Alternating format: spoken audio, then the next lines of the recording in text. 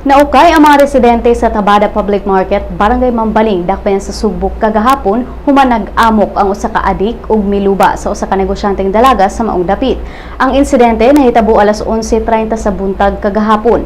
Mato ni PO3 Jerry Henilaso, ang investigador sa Homicide Section sa Cebu City Police Office, nga ang biktima si Lynette Enhambre, 30 anyos, dalaga og negosyante ug utanon sa dapit, nasamdan sa walang bukton ug walang tiil human siya kalit nga giatake sa suspect nga si Louis Buntual, 35 anyos. Daw giguri sa suspect ang biktima paingon sa tunga sa kalsada o giluba.